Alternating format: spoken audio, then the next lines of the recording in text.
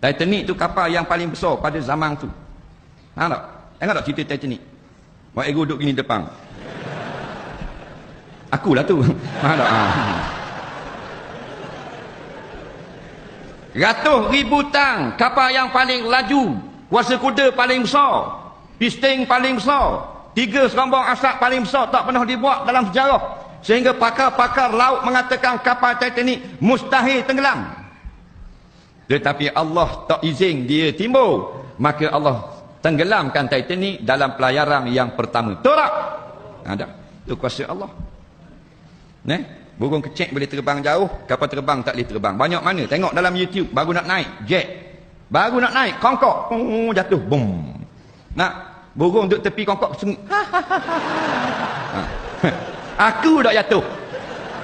Bukan kata burung muda, burung tua dak jatuh. Burung tua terbang ada jatuh, debak ada. Tak jatuh dengan kuasa Allah. Burung tua pada botak burung, tepi ni rambut. Tak jatuh pun. Kongkok jatuh apa? Lah kongkok ni duduk dalam museum. Kenapa? Terlalu berbangga dengan kehebatan. Betul tak? Itu kata. Allah cipta kita bukan main-main. Dia nak kita tauhidkan dia. Ru'yatul kasrah lil wahdah. Tengok segala kejadian supaya kita balik kepada Allah pencipta yang satu.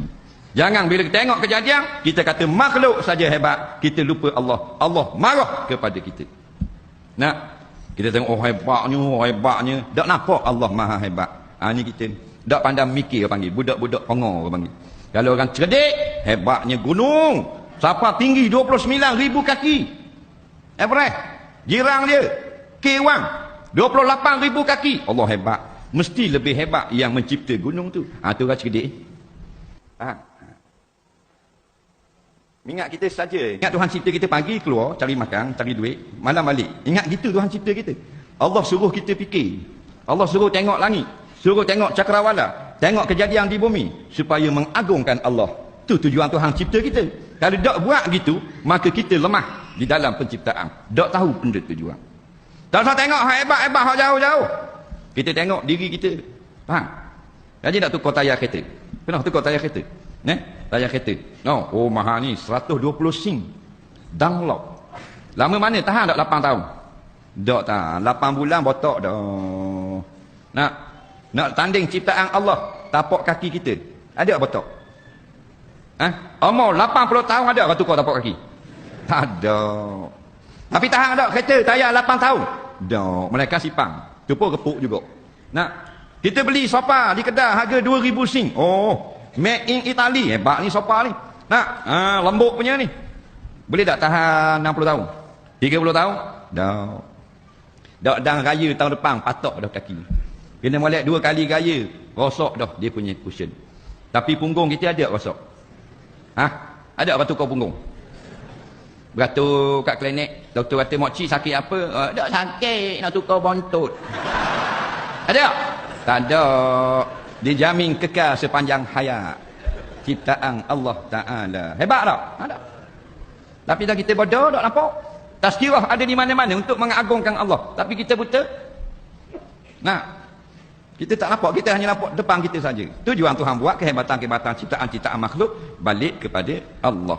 Maka Allah wajibkan kita baca Alhamdulillah surah Fatihah dalam tiap-tiap rakaat semayang. Surah untuk puji Allah. Sebenar-benar yang bijak hanya Allah Ta'ala. Baru jadi orang yang cerdik. Batu kalau Nabi kata orang puji kita, sunat kita jawab Alhamdulillah. Comel bajumu mak. Alhamdulillah. Maknanya lebih comel ialah Allah yang mencipta baju ini. Mu pandai, mu bagus Alhamdulillah. Segala puji bukan milik aku, artinya milik Allah. Tapi kita alhamdulillah maknanya dia, kita lah comel. Comel mula ni mak, nampak kau handsome. Alhamdulillah. Dalam hati memang aku handsome pun. Pasal apa? Pasal kita jahil. Kita ni jahil. Hukum kita tak reti. Hukum hakam tak reti. Syarat sah semayang tak ingat. Kadang-kadang kita nak beza air mustakmal dengan air mutlak tak reti. Nak suruh takbir raya tak pandai. Tu imam takbir Allahu Akbar, Allahu Akbar, Allahu Akbar. Beri dia mikrofon tunduk. Tak pandai. Gang 6 beres. Tak. Itu masalah. Sebab apa? Sebab kita tak sedar lagi. Allah sedang menanti kita.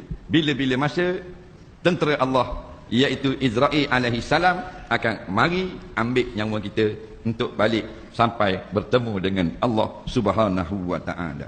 Bila mati tak guna sekapeng dah. Raja pun mati, presiden pun mati, semua mati belaka. Duduk dalam istana mana pun tetap akan mati. Walaupun maknanya anak dia tu doktor pakar, mak dia sampai masa akan mati juga. Ainama takunu yudrikkumul maut, kata Allah. Walau kuntum fi burujin musyayyadah, di mana saja kamu berada, pasti kamu akan mati, walaupun kamu duduk dalam istana yang sangat hebat. Nak gimana kita lagi? Tu orang tanam-tanam dah tu, zaman tahun 40-an, sudah lama mana? 70 tahun duduk dalam kubur. Zaman Frank Swettenham 130 tahun dulu dah duduk di alam barzah. Zaman Han Tua, Han Jebat, Han Likiu, Han Napi mana? Nung. Sudah 600 tahun duduk di dalam alam barzah. Betul tak? Orang zaman Nabi Musa 5,000 tahun dah duduk dalam gelap kubur. Orang zaman Nabi Nuh, Allahu Rabbi. Kita tak usah duduk 1000 tahun. Dalam rumah kita black out, anak tak ada lampu, gelap susah dah. Baru 5 minit telefon, halo, halo, black out, lambat lagi mari beki, black out, black out. Baru 5 minit gelap tu dalam kubur. Kita tak usah masuk dalam kubur. Lalu kok kubur takut dah. Jangan kata 12 malam, 12 tengah hari dak lalu kok kubur. Tengok kubur. Pasal apa takut? Takut benda di kubur. Ada benda biasa kubur. Ada benda di kubur. Biasa ada benda di kubur. Orang takut kan? Ada apa? Ada duit? Ada hantu. Siapa ajarmu ada hantu di kubur? Banyak sangat tengok movie percaya di kubur ada hantu. Padahal di kubur mana ada hantu? Ada dalam hadis khabar hantu duduk di kubur? Tak ada. Ayat Quran? Tak ada. Kita diperbodohkan oleh cerita-cerita lakonan. Cerita lakonan tu bukan akidah. Dia buat hiburan saja. Yang mungkin percaya siapa suruh. Tu kita masalah. Kita tengok dalam cerita-cerita dalam drama-drama. Last kali dia ada tulis tak? Cerita ini hanyalah rekaan semata-mata. Tiada kena-mengena dengan yang hidup maupun yang telah mati. Betul tak?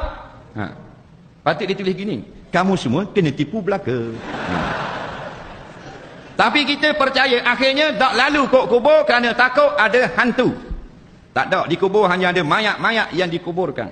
Faham? Tak ada hantu. Ataupun yang ada roh-roh yang tidak diterima oleh Allah naik ke langit. La tufattahu lahum abwabus sama', kata Allah. Roh-roh munafik, roh-roh kafirin tidak dibuka pintu langit, maka berkeliaran di bumi. Hantu tak ada. Kita percaya sangat.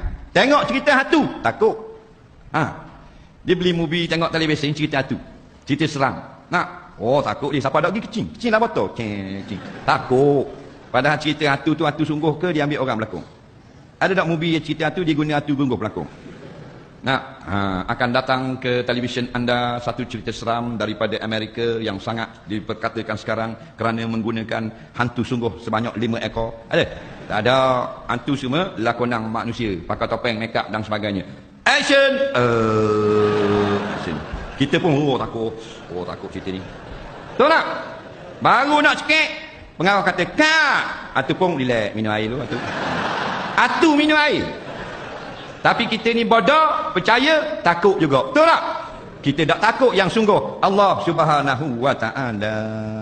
Yang sungguh bukan lakonan, tak takut. Hatu lakonan, takut. Padahal masih hatu nak buat gitu tu. Penuh orang dekat tu. Pegang mikrofon, pegang dinding, pegang payung, pegang kamera. Bukan hatu sungguh. Dah membodoh, percaya, takut. Aku takut aku tengok situ. 2 kali tengok. Tak berani. Aku tengok separuh aku tutup. Ini manusia semua. Pasal apa? Fi qulubihim maradun, dalam hati mereka ada virus. Ada penyakit. Benda betul tak takut. Benda berlawak takut. Cerita benar dalam Quran tak mau dengar. Cerita pelawak dalam TV sehari-hari nak dengar. Masalah tu, something problem. Faham tak? Jadi sampai bila kita nak begitu? Baliklah kita menjadi kenapa kita dicipta oleh Allah. Keluar pagi tak salah untuk mencari nafkah, untuk meneruskan kehidupan. Tapi ingat, kehidupan kita ada 2, kehidupan yang sementara, kehidupan yang kekal. Untuk kehidupan sementara, kita keluar pagi balik petang mencari sesuatu nasib. Untuk kehidupan yang kekal, kita bersolat jangan tinggal, kita taat segala perintah Allah. Ada orang buat kuliah ceramah agama, kita hadir sebaik mungkin. Kerana dua-dua ni kita nak hasanah di dunia, hasanah fil akhirah. Tapi kalau hasanah di dunia saja, tak ada bagian akhirat, rugi kita nanti. Bill Gates orang yang paling kaya, berpuluh-puluh bilion, dikatakan lebih daripada 60 bilion dolar duit dia, tapi tidak ada tauhid kepada Allah. Soalan pertama tak akan lepas jawab. Wa ma i'tiqaduka wa man rabbuka, dia tak boleh jawab. Siapa yang tidak mentauhidkan Allah, maka bermulalah azab di alam barzakh. Nampak? Kehidupan kita hari ni kejap je. Tak lama pun. Nabi kata umru ummati baina sittin wa sab'in atau kama qala. Umur umat aku antara 60 sampai 70 saja. Lepas tu tak ada. Kalau lebih pada 70 jarang-jarang bonus. Biasa 60, 70. Kena molek sekarang tak siapa pun. Dulu orang kena serangan jantung berapa umur? 70. Pada tahun 70-an. Pada tahun 80-an orang berumur 60-an sudah kena serangan jantung. Pada tahun 90-an, kata doktor ni, fakta, orang yang berumur 40-an sudah kena serangan jantung, mati pada attack yang pertama. Pada tahun 2000 milenium, 30-an sudah kena serangan jantung. 2010 ke atas, setelah satu dekad kita melalui milenium, 20-an sudah kena. Terbaru di Malaysia, 24 tahun seorang remaja, attack kali pertama serangan jantung, mati terus. Balik awal. Kalau ada semayang, Alhamdulillah. Tak ada solat, berat nadang. 15 seksa menunggu di alam barzakh. Ini cerita betul, bukan ambil dalam cerita komik. Ini cerita dalam hadis. Faham tak? Ini cerita dalam Quran. Siapa tak ada solat, tiada Islam baginya. Jahat-jahat lagu mana pun kita solatlah. Tolong jaga solat. As-solat imaduddin, dia tiang agama. Jaga jangan bagi runtuh agama hak lain. Rumah apa semua tu dia mesti ada tiang dulu. Tapak tanah tu tauhid keimanan. Puasa, zakat, haji, amalan, sedekah dan sebagainya, tu dinding, atap, pintu dan tingkap. Tapi nak buat rumah, sama ada rumah flat, rumah banglo, rumah tinggi 400 dekad, tiang kena ada dulu. Kalau nak bubuh tingkap dulu boleh tak? Kita nak buat atap dulu boleh tak? Tiang tak letak lagi? Tak boleh. Tak percaya kita pergi rumah tuan rumah. Tuan rumah kata esok tukang mari belakang kita nak start banner rumah ni. Esok tukang pun mari, Assalamualaikum ji. Waalaikumsalam. Kami mari ni lah 8 orang tukang nak diri rumah ni. Jadi mana tiang dia? Tuan rumah kata, ayah haji kata kita tak boleh letak lagi tiang, kita nak buat atap dulu. Tukang pun tanya, haji ni ada ambil pil kuda ke? Mabuk ke? Faham tak? Mesti kena ada tiang, solat kena ada. Atas tiang-tiang solat ni berdiri puasa, zakat, haji, sedekah, perjuangan, derma dan sebagainya. Jangan tinggal semayang. Walaupun jeng dalam tambak Johor, kalau aku balik rumah, tak ada ni, semayang di dalam kenderaan. Al-Islam yusrun. Agama Islam cukup mudah. Ngadap ke Singapura, belakang Johor Baru, ke kanan kiblat. Faham tak? Jam ni atas tambak Johor, nak balik tak dah. Maka tengok ke arah kiblat, Allahu Akbar, semayang gitu. Pegang steering, bismillahirrahmanirrahim, alhamdulillahirabbil alamin, macam biasa. Paturan jalan sikit. Naik motor boleh tak? Kita nak turun tak boleh pasal beratur motor. Kalau boleh turun, wajib semayang atas rupuk, atas jalan, atas tebing, atas tanah, tepi patak. Tapi kalau tak boleh berhenti, semayang atas motor. Allahu Akbar. Kalau superbike, Allahu Akbar. Dia tahu. Kalau geng Harley Davidson, Allahu Akbar. Ada. Nak mana nak jalan motor? Tapi semayang, betul tak? Kalau tak semayang, dia adalah anak beranak setan. Tak ada kira siapa-siapa. Kerana orang yang enggan tunduk kepada Allah, iblis. Maka siapa tak mahu tunduk kepada Allah, dialah tentera-tentera iblis. Walau pangkat apa sekalipun. Kalau doktor tidak semayang, doktor iblis. Itu saja. Kalau businessman tak semayang, businessman iblis. Nampak? Sungguh. Kita nak balik kan ni, orang mari kita mandi, kita mayang, kita mayat kita. Simpan dalam kubur, ada kehidupan yang kedua. Wa annallaha yab'asu man fil kubur. Allah Taala akan yab'asu, akan membangunkan semula man fil kubur, mereka yang ada di dalam kubur. Bangun buat apa? Ada pangpel pada masyarakat. Bukan pangpel, ada mahkamah untuk dibicarakan. Nampak? Siapa jadi hakim? Allah Taala. Siapa saksi? Tangan kita, kaki. Mulut akan ditutup. Al-yawma nakhtimu ala afwahihim. Betul tak? Wa tukallimuna aydihim. Sampai habis ayat. Maka tak kiralah apa jadi sekalipun program Maulidur Rasul, supaya kita keluar daripada masjid malam ni, kita berazam untuk membetulkan keadaan. Kerana Rasulullah adalah penghulu segala nabi. Dialah harapan kita untuk kita tupang tuah Rasulullah di akhirat nanti. Kita tak dang jumpa Rasulullah. Tak apa, tanda kita sayang, kita buat majlis Maulidur Rasul, tapi bukan sekadar majlis, supaya kita tambah lagi semangat cinta kita pada Rasulullah, bukan di mulut, tapi pada perkataan, perbuatan dan segala tingkah laku kita. Kita akan marah orang yang mempertikai atau memperlekeh Rasulullah, dan kita akan sayang siapa yang sayang Rasulullah.